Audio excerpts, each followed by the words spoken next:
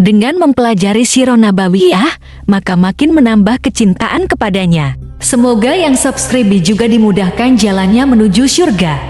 Silahkan tekan tombol like supaya postingan ini semakin tersebar. Dan tulis doa serta hajat pemirsa di kolom komentar. Semoga semakin banyak yang mengaminkan, maka semakin cepat terkabul. Nabi Sulaiman alaihi salam adalah manusia terkaya sepanjang sejarah kehidupan manusia di muka bumi. Dalam beberapa kitab suci seperti Al-Quran, Alkitab, dan Injil, Nabi Sulaiman alaihi salam dijelaskan sebagai manusia terkaya yang pernah hidup di muka bumi. Tidak ada satupun manusia yang bisa mengalahkan total kekayaannya hingga hari kiamat tiba. Para arkeolog telah menemukan situs peninggalan sejarah Islam yang mengungkap total kekayaan Nabi Sulaiman alaihi salam. Ernst bin Yosef, seorang profesor dari Tel Aviv University, seorang peneliti, ia menyatakan bahwa 3000 tahun yang lalu Nabi Sulaiman alaihi salam diperkirakan memiliki kekayaan senilai 2,2 triliun US dollar. Apabila dikonversikan dengan nilai mata uang rupiah, maka nilainya setara dengan 32.891.870 triliun rupiah.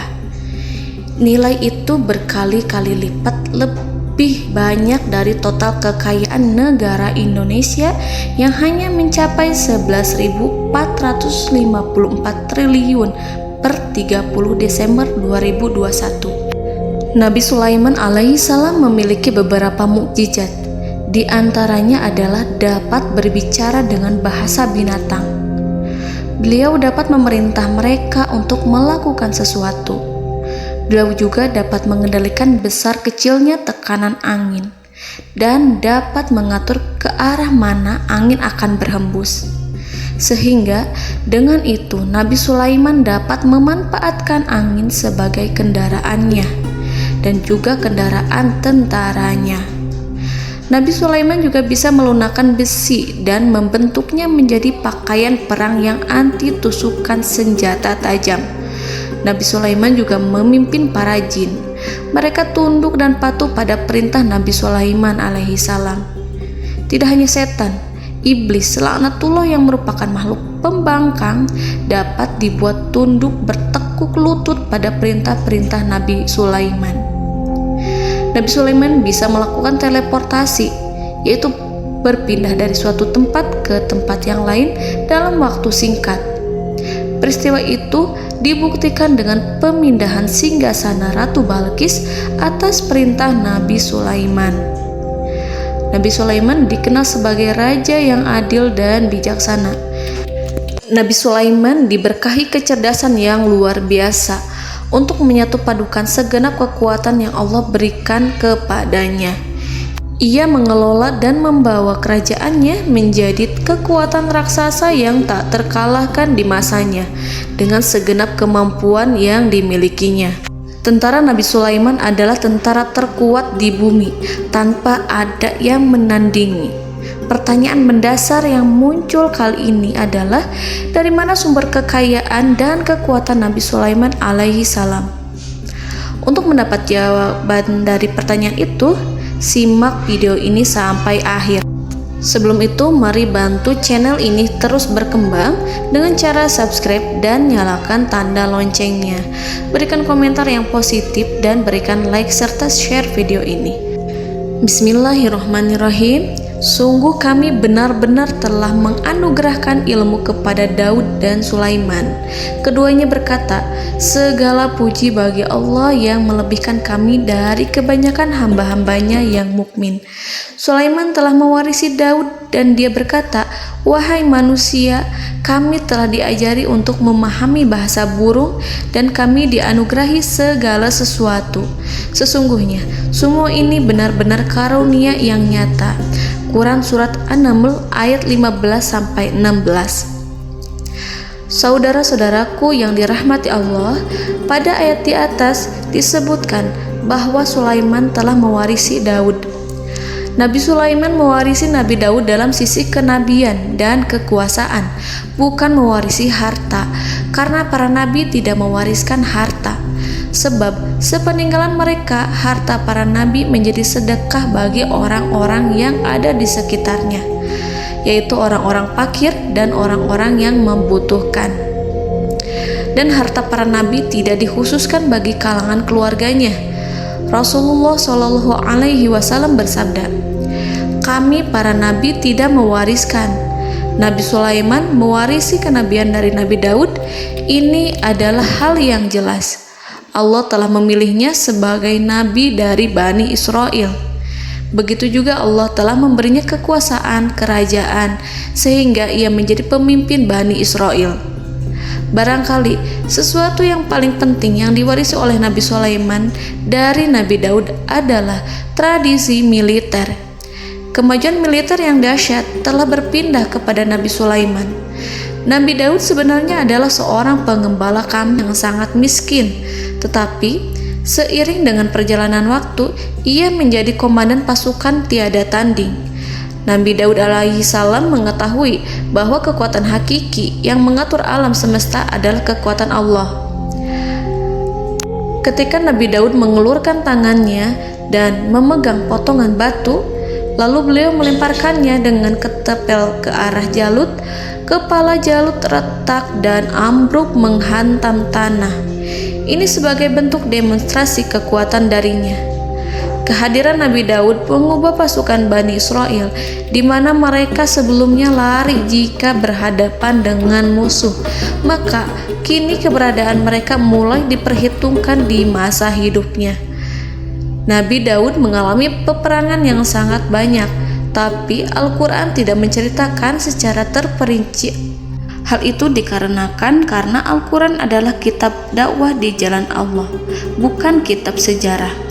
Al-Quran hanya menceritakan di dalam Al-Quran surat Shad ayat 20, "Dan kami kuatkan kerajaannya, kerajaan Daud."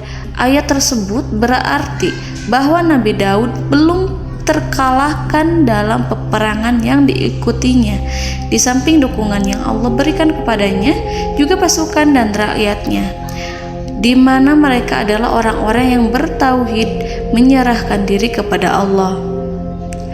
Allah Subhanahu wa Ta'ala mengajarkan kepada Nabi Daud hal-hal yang menjadikan pasukannya memiliki keistimewaan yang dengannya mereka dapat mengalahkan pasukan-pasukan lain, pasukan-pasukan besar yang ada di bumi pada saat itu.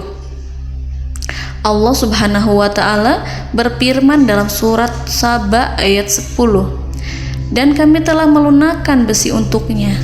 Baju besi mungkin akan menjadi masalah dalam benak kita.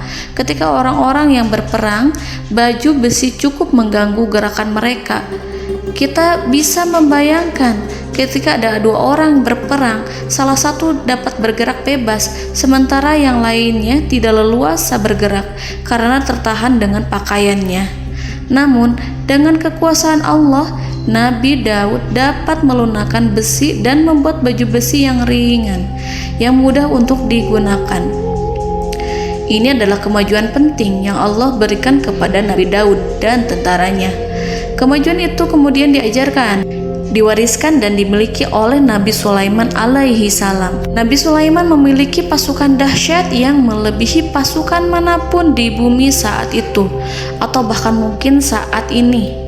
Bahkan Allah menambahkan karunia-Nya kepada Nabi Sulaiman yang disebutkan dalam Al-Quran surat An-Naml ayat 16. Dan Sulaiman telah mewarisi Daud, dan dia berkata, "Wahai manusia, kami telah diberi pengertian tentang suara burung, dan kami diberi segala sesuatu. Sesungguhnya ini benar-benar suatu karunia yang nyata." Saudara-saudaraku yang dirahmati Allah, pada suatu hari Nabi Sulaiman alaihi salam menengadahkan tangannya dan berdoa kepada Allah Subhanahu wa Ta'ala.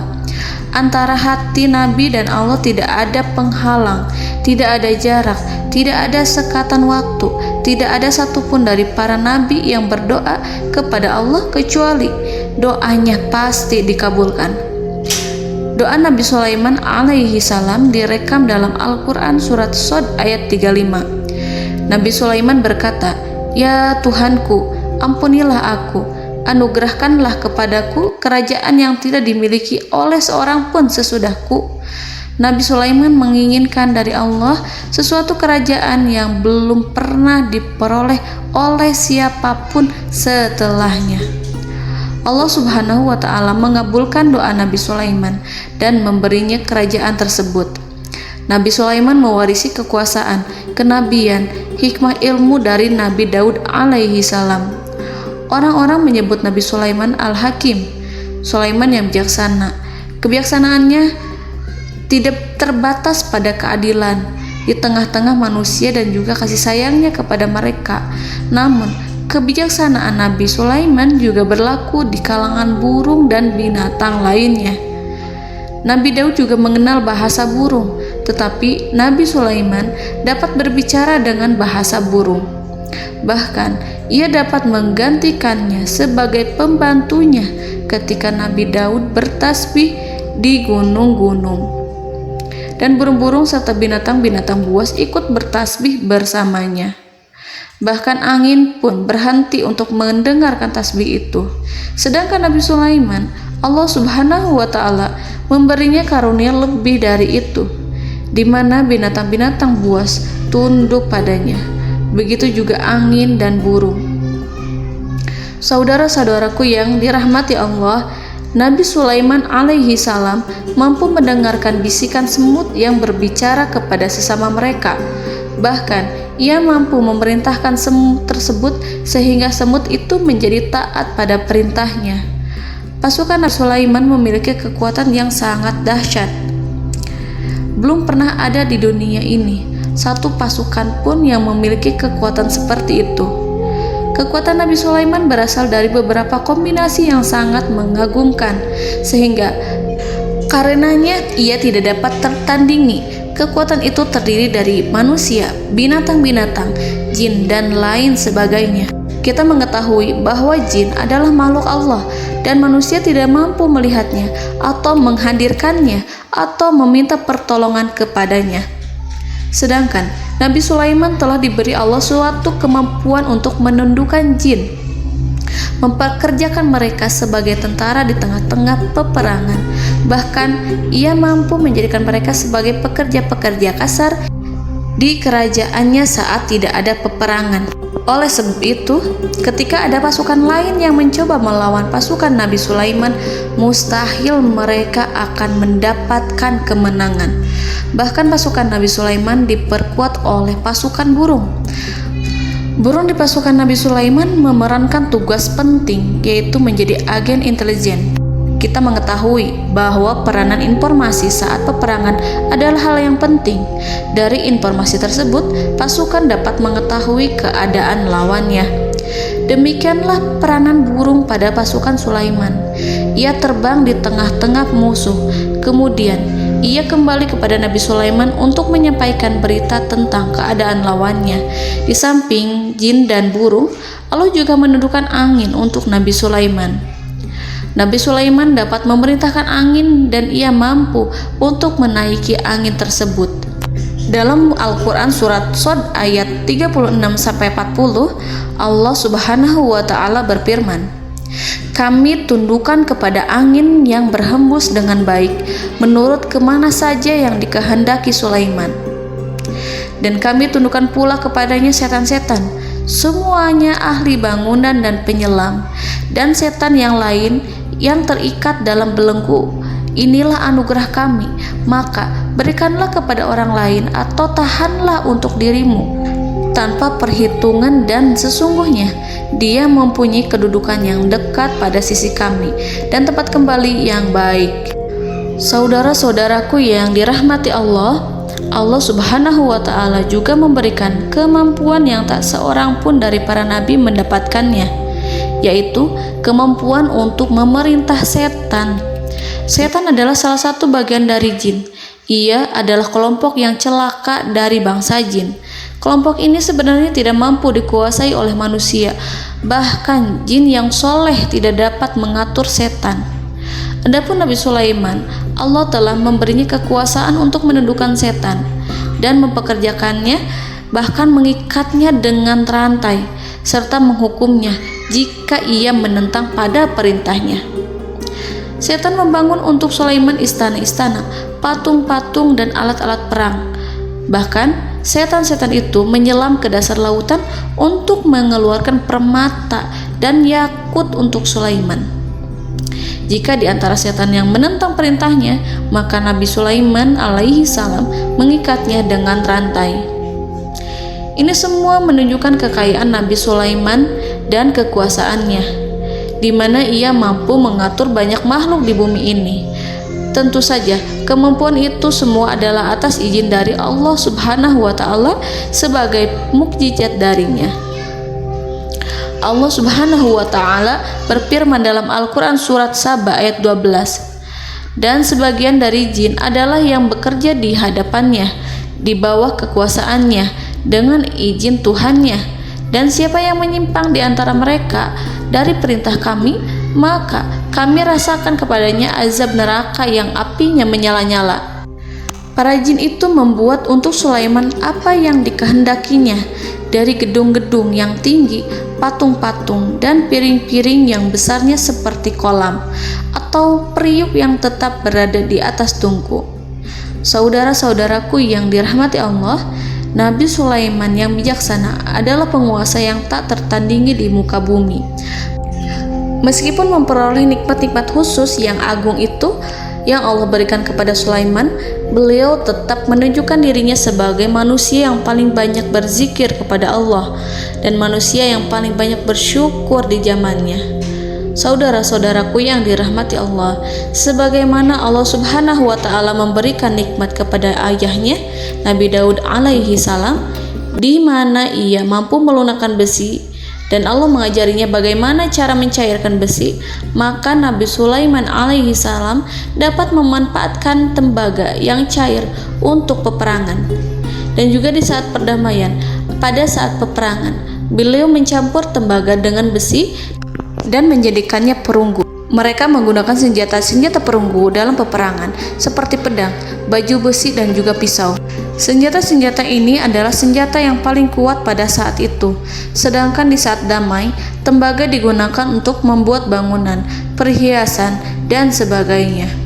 Meskipun Nabi Sulaiman mendapatkan nikmat yang besar dan karunia yang khusus, Allah Subhanahu wa Ta'ala mengujinya dengan suatu ujian yang dahsyat. Ujian yang akan selalu datang kepada seorang hamba yang soleh. Ketika hamba itu mendapatkan kedudukan besar, maka ujiannya pun menjadi besar. Allah Subhanahu wa Ta'ala menguji Nabi Sulaiman dengan penyakit. Diceritakan oleh Fahru Roji, Nabi Sulaiman diuji dengan suatu penyakit yang keras, di mana kedokteran saat itu tidak dapat dan tidak mampu mengatasinya. Sakitnya Nabi Sulaiman sangat keras sehingga para dokter dari kalangan manusia ataupun jin tidak mampu menghilangkan penyakit itu. Lalu burung-burung menghadirkan rumput-rumput yang dianggapnya sebagai obat, tetapi Nabi Sulaiman tak kunjung sembuh. Semakin hari penyakit Nabi Sulaiman semakin menjadi-jadi, sehingga ketika Nabi Sulaiman duduk di atas kursi, ia duduk bagaikan tubuh tanpa roh. Seakan-akan ia mati karena saking kerasnya penyakit yang dideritanya. Sakit yang diderita oleh Nabi Sulaiman alaihi salam berlangsung sangat lama. Namun Nabi Sulaiman tidak henti-hentinya berzikir.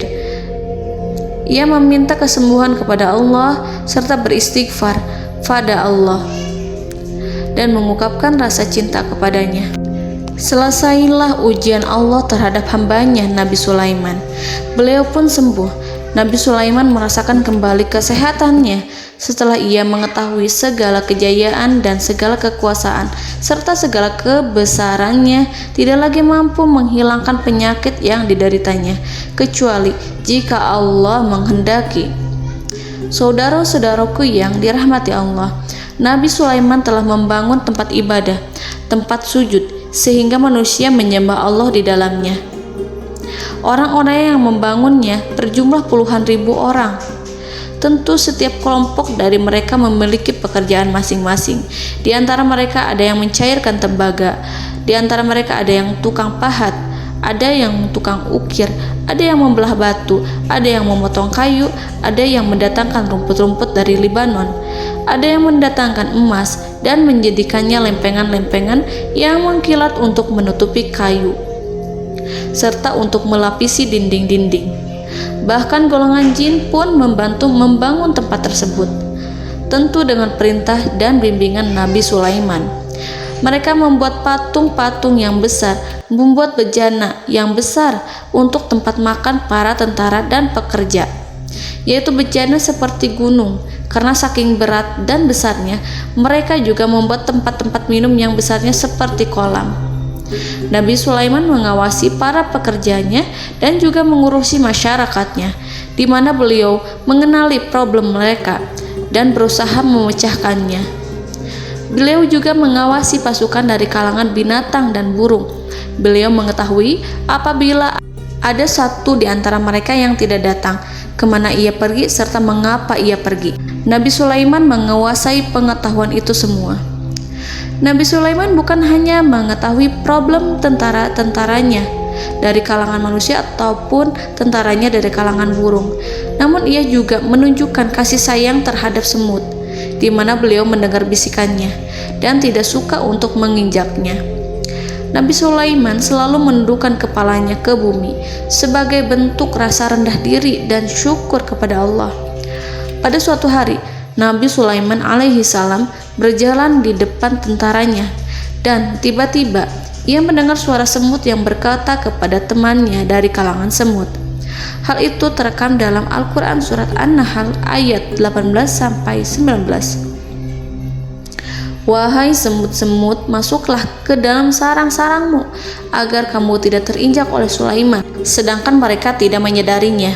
Nabi Sulaiman alaihi salam tersenyum mendengar itu dan ia berdoa, "Ya Allah, ya Tuhanku, berilah aku ilham untuk tetap mensyukuri nikmat-Mu yang telah Engkau anugerahkan kepadaku dan kepada kedua orang ibu bapakku, dan untuk mengerjakan amal soleh yang Kau ridhoi, dan masukkanlah aku ke dalam rahmat-Mu, ke dalam golongan hamba-hamba-Mu yang soleh."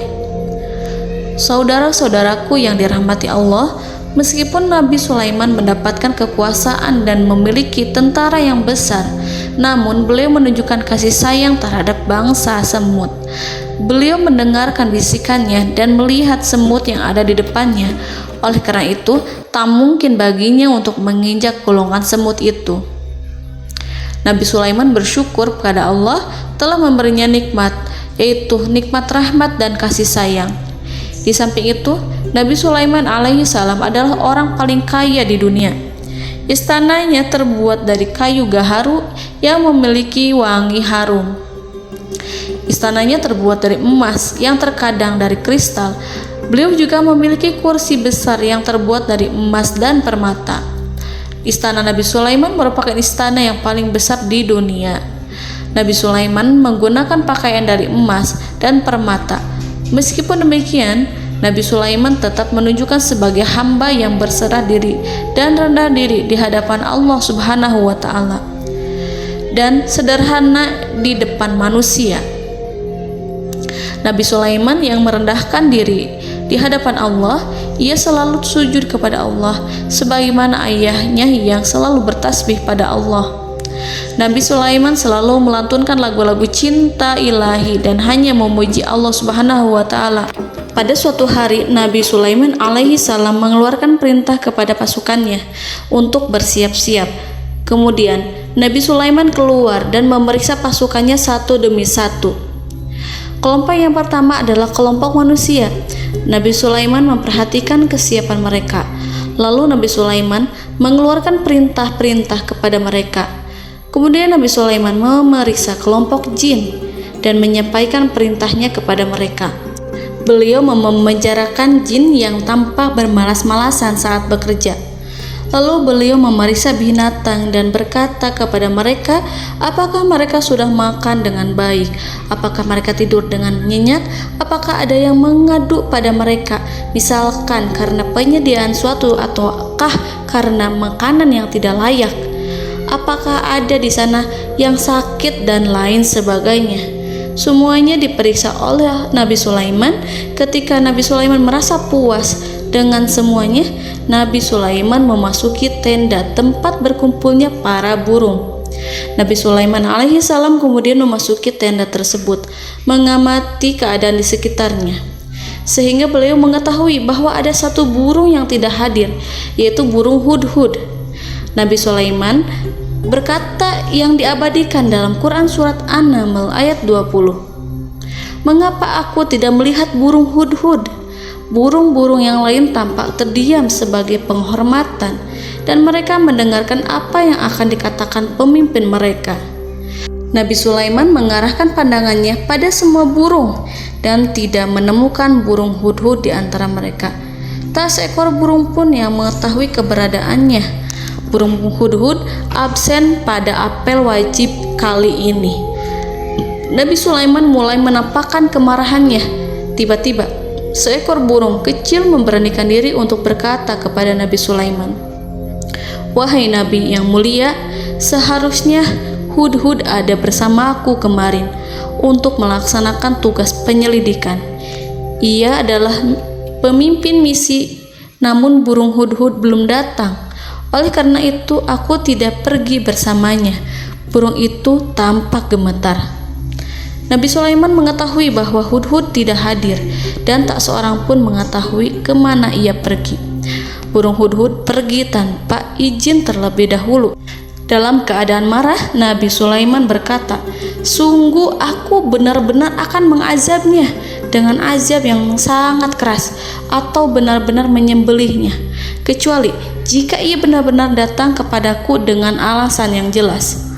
Kawanan burung-burung yang mengetahui bahwa Nabi Sulaiman sedang marah dan telah menetapkan untuk menyiksa burung hudhud atau menyembelihnya atau justru memaafkannya dengan syarat ia datang dengan membawa alasan yang dapat menyelamatkannya, atau dengan kata lain, burung hudhud dapat memastikan bahwa ia melaksanakan tugas yang penting. Nabi Sulaiman menunjukkan kemarahan yang besar sehingga siapapun akan merasa takut kepada Nabi Sulaiman yang marah. Seekor burung tampak gemetar, ketakutan melihat kemarahan Nabi Sulaiman. Lalu beliau mengulurkan tangannya ke burung itu dan memegang-megang kepalanya, sehingga burung itu pun merasa tenang dan rasa takutnya hilang. Nabi Sulaiman kemudian pergi dari tempat burung tersebut. Nabi Sulaiman masih memikirkan keadaan burung hudhud. Seharusnya burung hudhud menjadi bagian penting dari badan intelijen. Apakah ia pergi untuk menyingkap suatu, atau apakah ia pergi hanya untuk bermain-main? Nabi Sulaiman telah memperhatikan dan mengetahui bahwa burung hudhud adalah seekor burung yang cerdik dan juga fasih berbicara. Terkadang Nabi Sulaiman mendapati burung hudhud sedang bermain-main dan menunda-nunda pekerjaannya.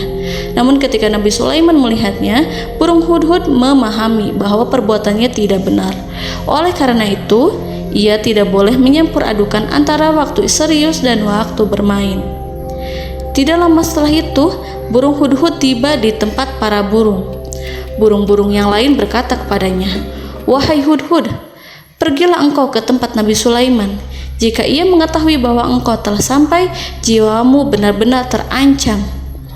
Mendengar itu, burung hudhud segera beranjak. Ia terbang menemui Nabi Sulaiman. Pada waktu itu, Nabi Sulaiman sedang duduk bersama tentaranya yang lain.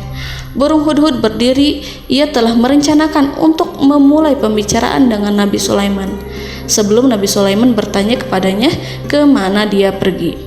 Ini sebagai bukti bahwa hudhud telah melaksanakan suatu tugas yang penting. Dalam surat An-Nahl ayat 22, burung hudhud, "Aku telah mengetahui sesuatu yang kamu belum mengetahuinya, dan kubawa kepadamu dari negeri Saba suatu berita penting yang diyakini." Seakan-akan burung hudhud hendak berkata, "Aku adalah hudhud yang miskin, tapi Aku mengetahui apa yang tidak engkau ketahui, dan aku telah datang kepadamu dari kerajaan Saba dengan membawa berita yang sangat penting. Nabi Sulaiman tampak terdiam menunggu Hudhud menyelesaikan kisahnya. Dalam surat An-Naml ayat 23-24, burung Hudhud berkata, "Sesungguhnya aku menjumpai seorang wanita yang memerintah mereka. Dia dianugerahi segala sesuatu serta mempunyai singgasana yang besar. Aku mendapati dia dan kaumnya menyembah matahari selain Allah. Dan setan-setan telah menjadikan mereka memandang indah perbuatan-perbuatan mereka, lalu menghalangi mereka dari jalan Allah, sehingga mereka tidak mendapat petunjuk." Burung Hudhud diam. Nabi Sulaiman merasa bahwa Hudhud menunjukkan kepasihan lisannya. Nabi Sulaiman berkata dalam Quran surat An-Nahl ayat 27 sambil menunjukkan senyum manisnya. Nabi Sulaiman berkata, "Akan kami lihat apakah kamu benar wahai Hudhud, ataukah kamu termasuk orang-orang yang berdusta." Seakan-akan burung Hudhud ingin mengatakan, "Aku tidak berbohong, wahai Nabi yang mulia." Namun diamnya Sulaiman membuat takut sehingga burung Hudhud terdiam. Nabi Sulaiman terdiam karena berpikir, lalu ia memutuskan sesuatu setelah itu. Beliau melihat kepada lainnya dan meminta secari kertas dan pena.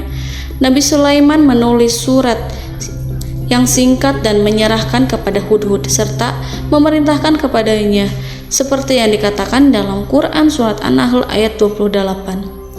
"Pergilah dengan membawa suratku ini, lalu jatuhkanlah kepada mereka, kemudian berpalinglah dari mereka, lalu perhatikanlah apa yang mereka bicarakan."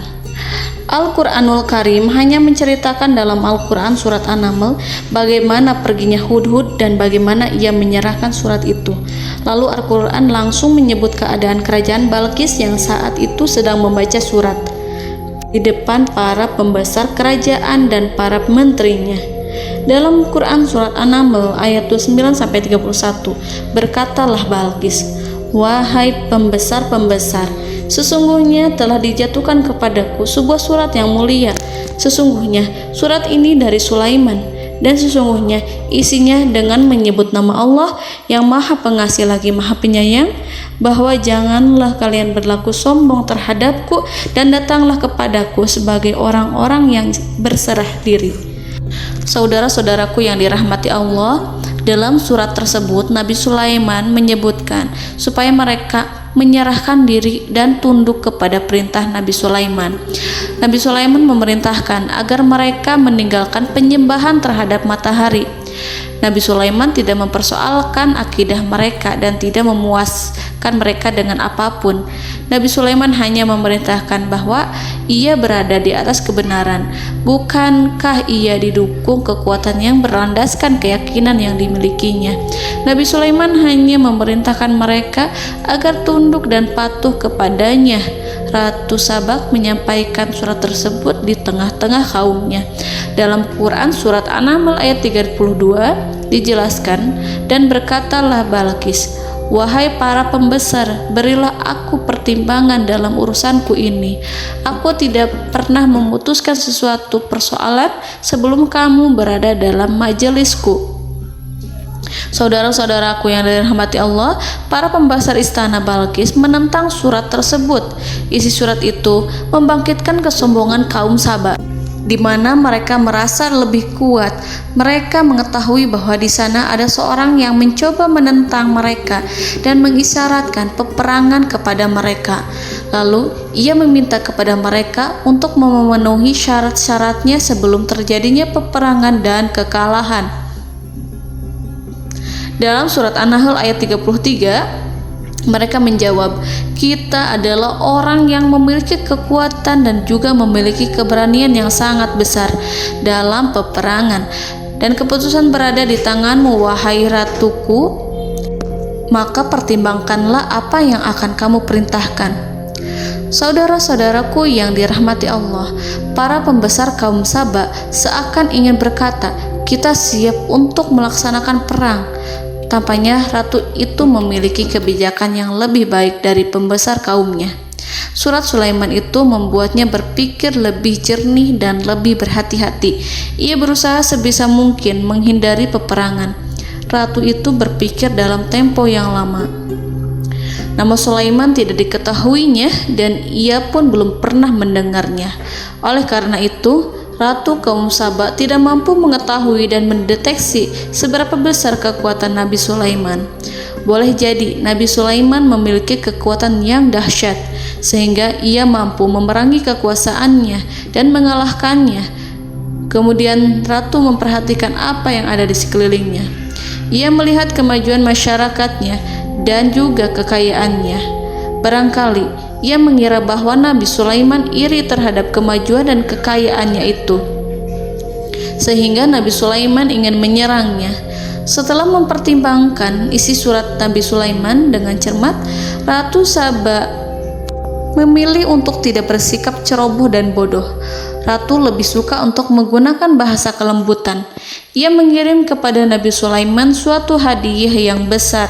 Ratu mengira bahwa Nabi Sulaiman seorang yang ambisius, yang boleh jadi ia telah mendengar tentang kekayaan kerajaan Saba. Para utusan pergi dengan membawa hadiah dari Ratu Saba. Ratu berharap agar mereka dapat memasuki kerajaan Nabi Sulaiman dan akan mengetahui kondisi kerajaannya.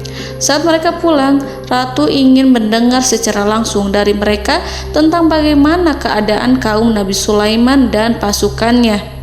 Setelah mendapatkan informasi yang cukup, maka Ratu Balqis dapat membuat sesuatu keputusan yang tepat. Ratu menyembunyikan apa yang terlintas dalam pikirannya, lalu ia berbicara kepada pembesar istananya bahwa ia dapat menyingkap niat jahat Raja Sulaiman melalui cara mengirimkan hadiah kepadanya. Ratu lebih memilih cara tersebut dan menunggu reaksi dari Nabi Sulaiman. Ratu berhasil memuaskan para pembesar istana dan untuk sementara ia menghilangkan ide untuk berperang. Karena para raja jika menyerang suatu desa, maka pemimpin desa tersebut adalah orang yang paling banyak mendapatkan kehinaan. Akhirnya, para pembesar kaumnya merasa puas dengan pikiran Ratu Balqis. Saudara-saudaraku yang dirahmati Allah, dalam surat An-Naml ayat 34-35 dijelaskan, Ratu Balqis berkata, "Sesungguhnya raja-raja apabila memasuki suatu negeri, niscaya mereka akan membinasakannya dan menjadikan penduduknya yang mulia menjadi hina. Dan demikian pula lah yang akan mereka perbuat. Dan sesungguhnya aku akan mengirim utusan kepada mereka dengan membawa hadiah, dan aku akan menunggu apa yang akan dibawa kembali oleh utusan itu." Kemudian sampailah hadiah dari Ratu Balqis kepada Nabi Sulaiman. Para intelijen Nabi Sulaiman memberitahunya bahwa utusan Balqis datang dengan membawa hadiah. Nabi Sulaiman langsung mengetahui bahwa Ratu Balqis itu sengaja mengirim orang-orangnya untuk mengetahui atau untuk mendapatkan informasi tentang kekuatannya. Lalu setelah itu ia akan mengambil keputusan atau mengambil sikap kepada kerajaan Sulaiman. Nabi Sulaiman segera memanggil semua pasukannya untuk berkumpul. Utusan Balqis segera memasuki istana Nabi yang dipenuhi dengan pasukan yang besar bersenjata. Melihat itu, utusan Ratu Balqis tercengang dan terkejut ketika mereka melihat kekayaan yang mereka bawa tidak ada apa-apanya dibandingkan dengan kerajaan Nabi Sulaiman. Hadiah mereka tampak tidak berarti. Emas yang mereka bawa tampak tidak memiliki makna saat mereka memasuki istana Nabi Sulaiman yang terbuat dari kayu-kayu pohon gaharu yang mengeluarkan bau yang harum serta dihiasi dengan emas permata. Para utusan Ratu Balqis berdiri bersama Nabi Sulaiman dan menyaksikan bagaimana Nabi Sulaiman mengendalikan pasukannya. Kemudian mereka mulai berpikir tentang kekuatan dan kualitas pasukan Nabi Sulaiman. Betapa kagetnya mereka ketika melihat di tengah-tengah pasukan itu terdapat singa, burung, dan tentara dari kalangan manusia yang mampu terbang. Mereka pun sadar bahwa mereka di hadapan pasukan yang tiada tandingannya. Selesailah demonstrasi pasukan Nabi Sulaiman. Kemudian para utusan ratu dipersilahkan maju ke tempat hidangan makanan. Para utusan itu sangat terkejut ketika melihat berbagai macam makanan dari penjuru dunia ada di depannya. dan di antara makanan itu terdapat pula makanan yang biasa ditemukan di negeri mereka.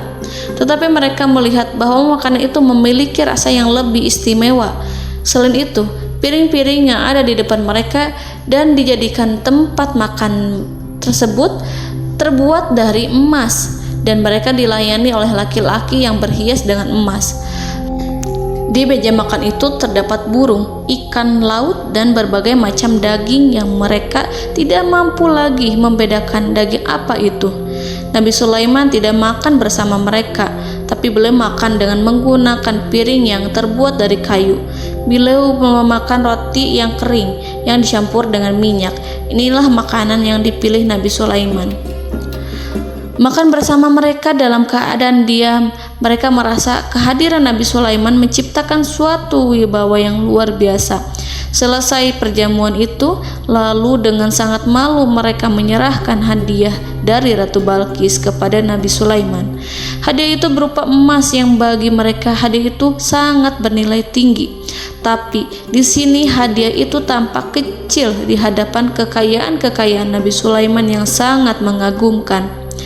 Nabi Sulaiman memperhatikan hadiah dari Ratu Balqis itu dan berkata dalam Quran surat An-Naml ayat 36. Maka tatkala utusan itu sampai pada Sulaiman, Sulaiman berkata, "Apakah patut kamu menolong aku dengan harta?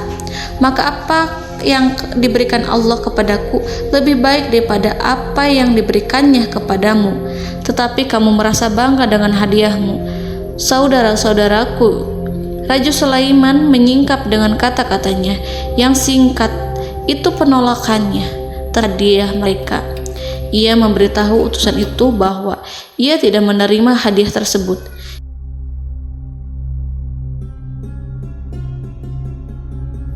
Janganlah kalian berlaku sombong terhadapku dan datanglah kepadaku sebagai orang-orang yang berserah diri. Lalu Nabi Sulaiman berkata kepada mereka dengan pelan. Hal itu diabadikan dalam Quran surat An-Naml ayat 37. Kembalilah kepada mereka, sungguh kami akan mendatangi mereka dengan bala tentara yang mereka tidak kuasa melawannya, dan pasti kami akan mengusir mereka dari negeri itu, yaitu negeri Saba, dengan terhina, dan mereka akan menjadi tawanan-tawanan yang hina. Saudara-saudaraku yang dirahmati Allah, Nabi Sulaiman kemudian meninggalkan para utusan ratu setelah terlebih dahulu mengancam mereka. Para utusan itu berharap agar Nabi Sulaiman mau menunggu kunjungan Ratu Balqis yang akan membawa misi perdamaian. Akhirnya sampailah para utusan Ratu Balqis ke negeri Saba. Mereka segera menuju istana sang ratu.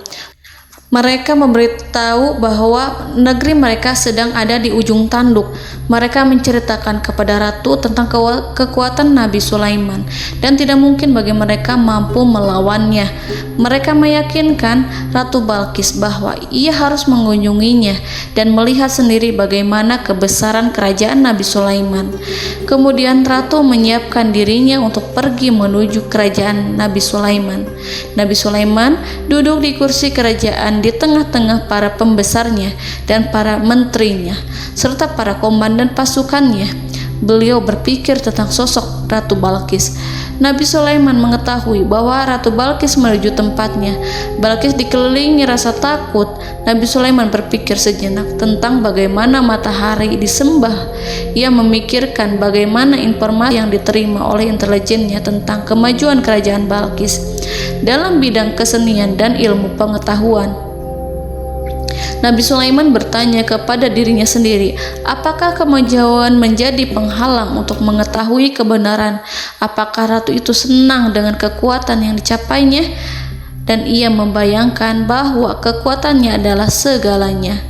Dengan kemajuan yang dimilikinya, Nabi Sulaiman ingin membuat kejutan agar ratu mengetahui bahwa Islam yang diyakini oleh Nabi Sulaiman adalah satu-satunya yang mampu mendatangkan kemajuan dan kekuatan yang hakiki, sehingga ia dapat membandingkan antara keyakinannya dalam menyembah matahari beserta kemajuan yang dicapainya dengan keyakinan Nabi Sulaiman beserta kemajuan yang diraihnya. Saudara-saudaraku yang dirahmati Allah, para mata-mata Nabi Sulaiman telah memberitahunya bahwa hal yang sangat disegani dan dikagumi oleh kaum Balkis adalah kerajaan Saba, yaitu singgasana Ratu Balkis. Singgasana itu terbuat dari emas dan batu delima. Singgasana tersebut dijaga oleh penjaga yang sangat disiplin, di mana mereka tidak pernah lalai sedikit pun. Oleh karena itu, sangat tepat apabila Nabi Sulaiman menghadirkan singgasananya di sini, di kerajaannya, sehingga ketika ratu tiba, maka ia dapat duduk di atasnya. Nabi Sulaiman ingin membuat kejutan kepadanya dan menunjukkan bahwa kemampuannya tersebut yang berlandaskan pada keislaman. Nabi Sulaiman melakukan yang demikian itu dengan harapan agar si ratu tunduk kepadanya. Ide itu terlintas dalam diri Nabi Sulaiman. Lalu ia mengangkat kepalanya dan menoleh kepada anak buahnya. Hal itu diabadikan dalam Quran Surat An-Naml ayat 38. Wahai para pembesar, siapakah di antara kamu sekalian yang sanggup membawa singgasananya kepadaku sebelum mereka datang kepadaku sebagai orang-orang yang berserah diri? Saudara-saudaraku, perhatikanlah ungkapan pikiran Nabi Sulaiman tersebut. Semua pemikirannya berkisar tentang keislaman para penyembah matahari, tentang bagaimana beliau dapat memberikan petunjuk kepada mereka di jalan Allah. Yang pertama menjawab pertanyaan Nabi Sulaiman adalah jin Ifrit. Dalam Quran Surat An-Naml ayat 39, berkatalah Ifrit yang cerdik dari golongan jin, aku akan datang kepadamu dengan membawa singgasana itu sebelum kamu berdiri dari tempat dudukmu. Sesungguhnya aku benar-benar kuat untuk membawanya, lagi dapat dipercaya. Nabi Sulaiman berdiri dari tempat duduknya setelah 1 atau 2 jam. Jin itu berjanji kepadanya untuk menghadirkan singgasana Balkis sebelum itu. Istana Nabi Sulaiman di Palestina, sedangkan istana Balkis terletak di Yaman. Antara singgasana tersebut dengan singgasana Nabi Sulaiman berjarak lebih dari ribuan mil. Barangkali pesawat yang cepat sekalipun yang kita kenal hari ini tidak akan mampu membawa dan mendatangkan istana itu dalam waktu 1 jam. Tetapi masalahnya di sini berhubung dengan kekuatan jin yang serba misterius, Nabi Sulaiman tidak mengomentari sedikit pun terhadap apa yang dikatakan oleh Ifrit. Nabi Sulaiman tapak menunggu tanggapan dari yang lain yang mampu menghadirkan singgasana Balkis yang lebih cepat dari jin Ifrit. Nabi Sulaiman menoleh kepada seorang di sana yang duduk di atas naungan. Hal itu diceritakan dalam Quran Surat An-Naml ayat 40. Berkatalah seorang yang mempunyai ilmu dari Alkitab, aku akan membawa singgasana itu kepadamu sebelum matamu berkedip. Maka tatkala Sulaiman melihat singgasana itu terletak di hadapannya, ia pun berkata, ini termasuk karunia Tuhanku untuk memuji aku. Apakah aku akan bersyukur atau mengingkari nikmatnya? Dan barang siapa yang bersyukur, maka sesungguhnya dia bersyukur untuk kebaikan dirinya sendiri. Dan barang siapa yang ingkar, maka sesungguhnya Tuhanku maha kaya lagi maha mulia. Saudara-saudaraku, belum lama seorang yang mempunyai ilmu dari Alkitab menyatakan kalimatnya, sehingga singgasana itu tiba-tiba ada di depan Nabi Sulaiman yang mampu menghadirkan singgasana itu lebih cepat dari kedipan mata. Al-Quranul Karim tidak menyingkap kepribadian seorang yang menghadirkan singgasana itu. Al-Quran hanya menggarisi bahwa orang itu mempunyai ilmu dari Alkitab. Al-Quran tidak menjelaskan kepada kita apakah ia seorang malaikat ataukah manusia ataukah jin. Al-Quran sengaja tidak menyingkap informasi tersebut. Saudara-saudaraku yang dirahmati Allah, setelah melihat singgasana itu, Nabi Sulaiman bersyukur kepada Allah. Ia mulai memperhatikan singgasana sang ratu. Singgasana tersebut merupakan simbol pembangunan dan juga kemajuan, tetapi tampaknya ia hanya sesuatu yang biasa saja jika dibandingkan dengan kekuasaan dan kebesaran ciptaan yang dibuat oleh manusia dan jin di kalangan istana Nabi Sulaiman. Nabi Sulaiman memikirkan dalam tempo yang lama singgasana Ratu Balkis itu. Kemudian beliau memerintahkan agar singgasana itu diperbaiki, sehingga saat Ratu Balkis datang, Nabi Sulaiman akan mengujinya apakah Ratu Balkis dapat mengenali singgasananya ataukah tidak.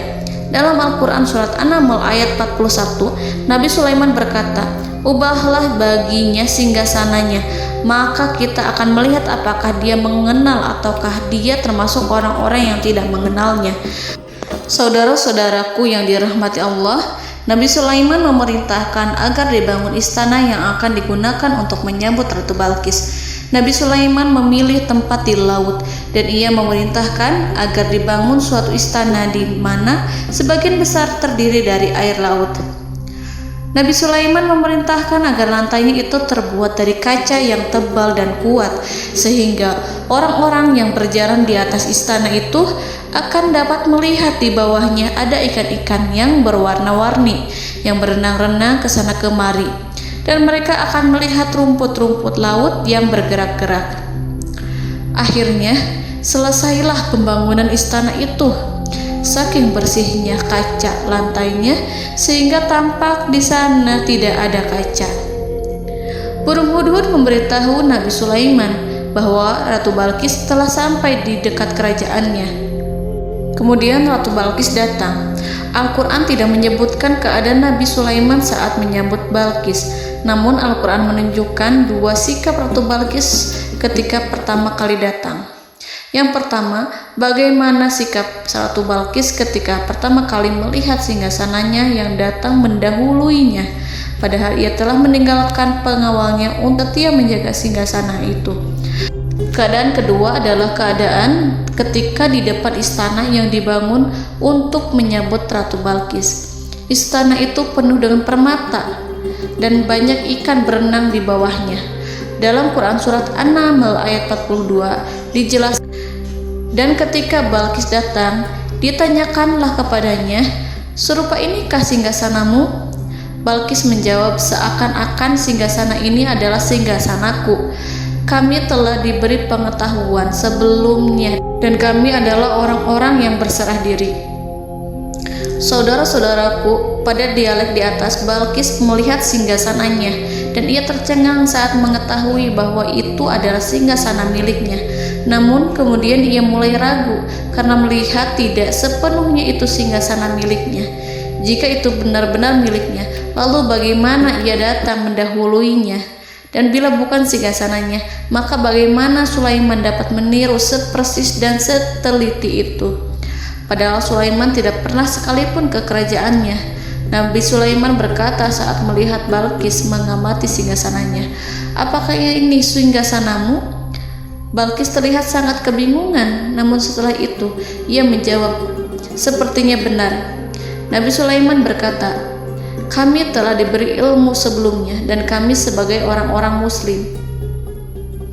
Saudaraku yang dirahmati Allah, melalui pertanyaan Nabi Sulaiman ingin mengisyaratkan kepada Balqis agar ia membandingkan antara keyakinannya beserta ilmu yang dicapainya dengan keyakinan Nabi Sulaiman yang muslim beserta pengetahuan yang telah diraihnya. Penyembahan terhadap matahari dan pencapaian ilmu yang dicapai oleh Ratu Balqis tanpa tidak ada apa-apanya dibandingkan dengan ilmu Nabi Sulaiman dan keislamannya. Nabi Sulaiman telah mendahuluinya dalam bidang ilmu karena keislamannya. Karena itu, sangat mudah baginya untuk mengungguli Balqis dalam ilmu-ilmu yang lainnya. Demikianlah yang disyaratkan dalam pertanyaan Nabi Sulaiman kepada Ratu Balqis. Ratu Saba itu mengetahui bahwa ini adalah singgasananya, di mana singgasana itu datang lebih dahulu daripada dirinya. Beberapa bagian darinya telah diubah saat Balqis masih di perjalanan menuju ke tempat Nabi Sulaiman. Ia berpikir kemampuan apa yang dimiliki Nabi Sulaiman. Ratu Balqis tercengang melihat apa yang disaksikannya yang berupa buah dari keimanan Nabi Sulaiman dan hubungannya dengan Allah Subhanahu wa Ta'ala. Sebagaimana Balqis juga tercengang ketika melihat kemajuan di bidang ilmu pembangunan, seni, dan ilmu-ilmu yang lainnya. Maka ia tidak lebih kagum lagi saat melihat hubungan yang kuat antara keislaman Nabi Sulaiman dengan ilmunya, serta kemajuan yang diraihnya. Dalam Al-Quran Surat An-Naml ayat 43 dijelaskan, dan apa yang disembahnya selama ini selain Allah mencegahnya untuk melahirkan keislamannya, karena sesungguhnya ia terdahulu termasuk orang-orang yang kafir. Saudara-saudaraku yang dirahmati Allah, berguncanglah dalam benak Balqis ribuan hal ketika melihat keyakinan kaumnya runtuh di hadapan Nabi Sulaiman.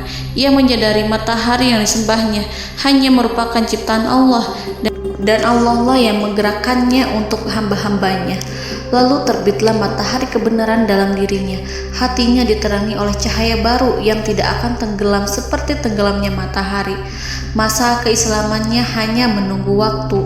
Ratu Balqis memilih waktu yang tepat untuk mengumumkan keislamannya.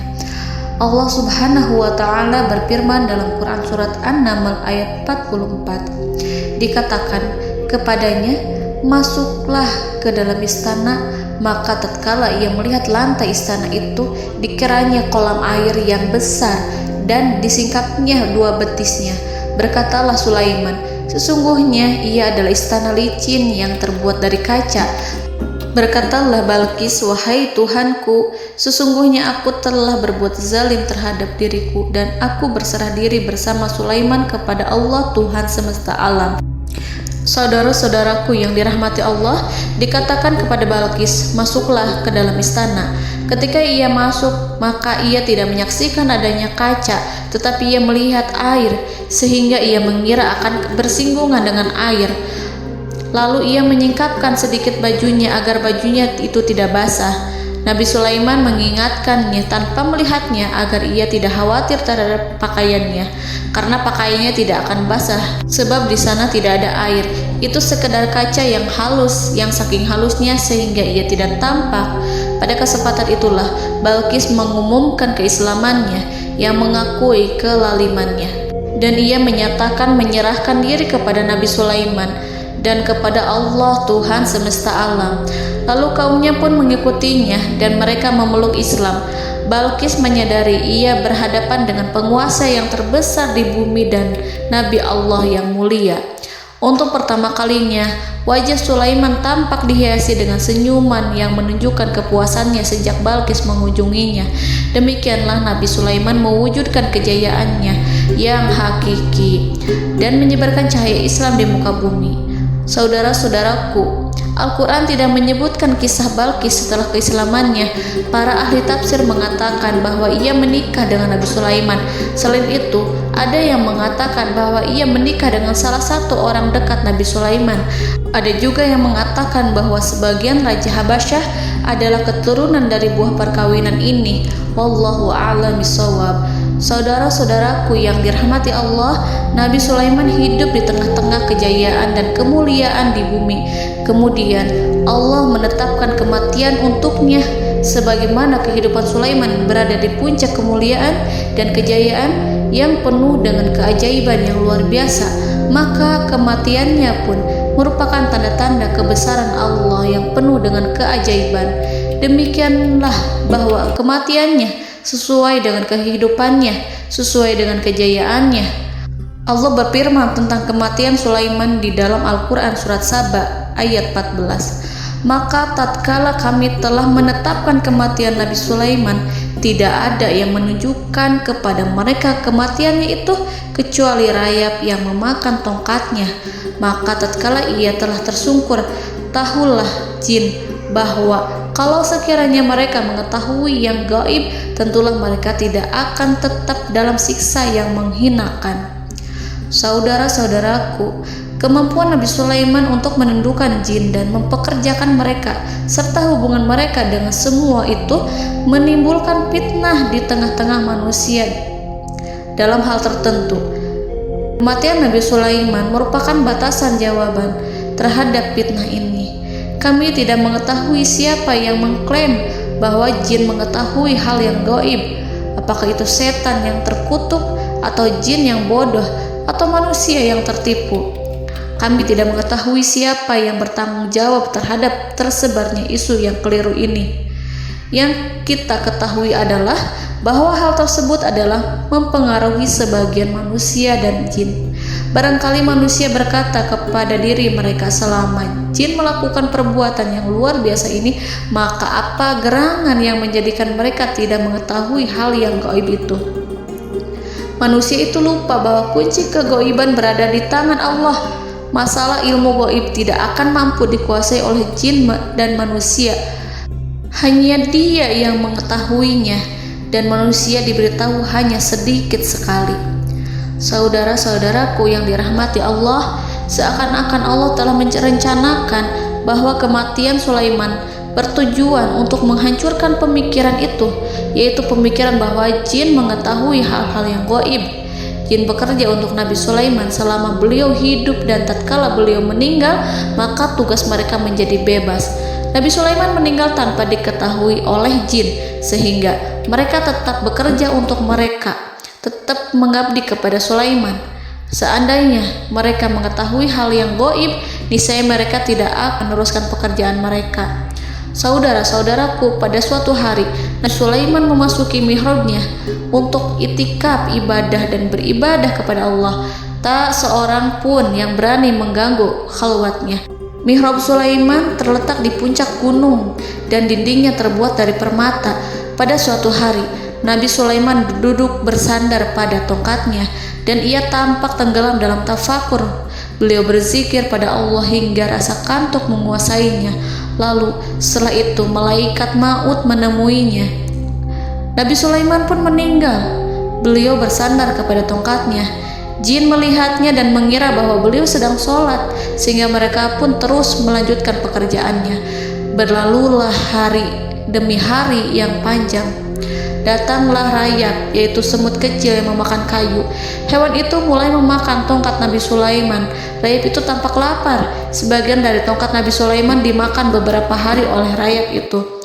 Ketika yang dimakannya semakin bertambah, maka tongkat itu pun menjadi rusak dan kemudian jatuh dari tangan Nabi Sulaiman alaihi salam. Tubuh mulia itu kehilangan keseimbangan dan kemudian jatuh terhempas di bumi.